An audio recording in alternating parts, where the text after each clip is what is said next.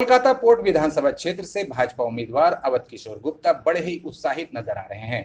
उनका दावा है कि उन्हें वोटरों का अच्छा समर्थन मिल रहा है और इस बार जीत उनकी ही होगी। समर्थन मिल रहा है। इस बार भारतीय जनता पार्टी के लिए कोलकाता पोर्ट विधानसभा बीजेपी जीत रही है। लोगों का जो समर्थन मिल रहा है, बहुत बढ़िया रिस्पॉन्स है। भाजपा उम्मीदवार ने कहा कि कोलकाता पोर्ट इलाके में टीएमसी उम्मीदवार और निवर्तमान विधायक फिरहाद हकीम ने 10 साल में इलाके के विकास के लिए कुछ भी नहीं किया है। भ्रष्टाचार कुशासन के चलते यहाँ की जनता त्रस्त है। पिछले 10 साल से फिरहाद साहब का यहाँ का जो कार्यक्रम रहा है, एक एंटी इनकरेंसी बोल करके चीज है, वो उनके साथ काम कर रहा है। पहली बात। दूसरी बात, जिस तरीके से एक व्यक्ति, एक प्रार्थी और एक पार्टी, तीनों का जो स्थिति होता है वो मिलाकर के इलेक्शन में उसका रिजल्ट आता है। तृणमूल का जो पिछले 10 साल, पहले 5 साल के बाद छोड़ दीजिए, इधर 5 सालों में जिस तरीके से यहाँ का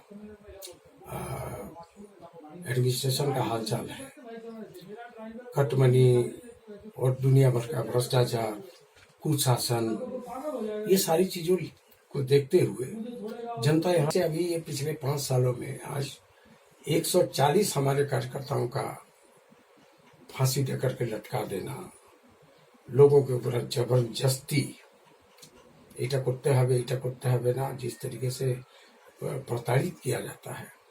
अभी का माहौल ये है कि जहाँ हम लोग का कहीं मीटिंग होता है वहाँ का बिजली गुल कर दिया जाता है।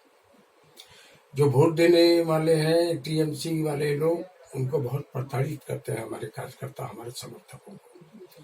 तो इन सब चीजों को जबरदस्ती किसी को प्रेशराइज करके तो ये प्रजातंत्र में वोट नहीं करा सकते ना।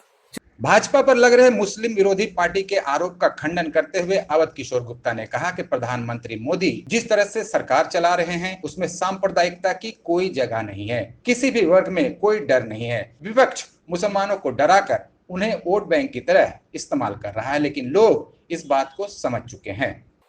आज मोदी जी जिस तरीके से पूरे भारत में सरकार चला रहे हैं, वहां पर कम्युनलिज्म वाली बात तो कोई है नहीं। हमारी सरकार गुजरात में चल रही, गुजरात में क्या मुसलमान भाई नहीं है?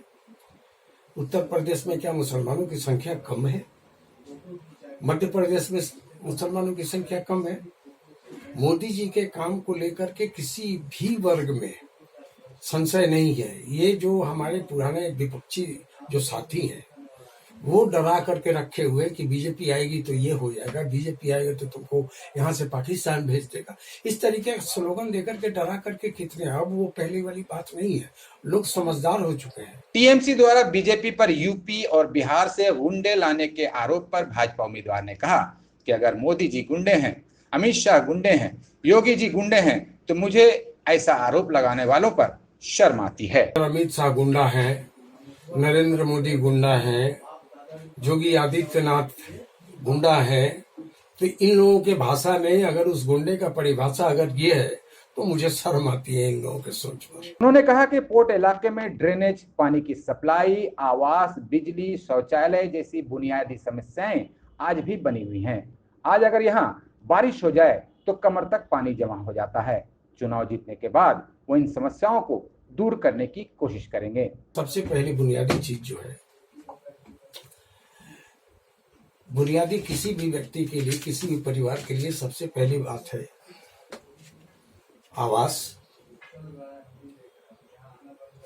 सिविक प्रॉब्लम जो है, पानीय जल, शौचालय, बिजली, जल निकासी, जो यहाँ के लिए सबसे बड़ा ये समस्या है।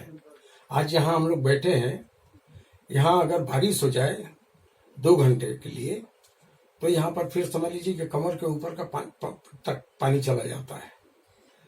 हम लोग बहुत शर्मिंदगी महसूस करते हैं जब माँ बहनें आती हैं बाजार करने और साड़ी उठा करके जब उनको चलना पड़ता है, तो इससे बड़ा और घिनौना अवस्था और कुछ हो ही नहीं सकता। तो सबसे पहले तो हम ये करेंगे कि यहाँ की जो ड्रेनेज सिस्टम है उसके लिए सरकार और कॉरपोरेशन दोनों के माध्यम से इस चीज को दूर करने की कोशिश करेंगे। बीजेपी उम्मीदवार को इस बात का पक्का यकीन है कि न सिर्फ बंगाल में भाजपा की सरकार बनेगी, बल्कि वह खुद कोलकाता पोर्ट विधानसभा क्षेत्र से भारी मतों से कामयाब होंगे।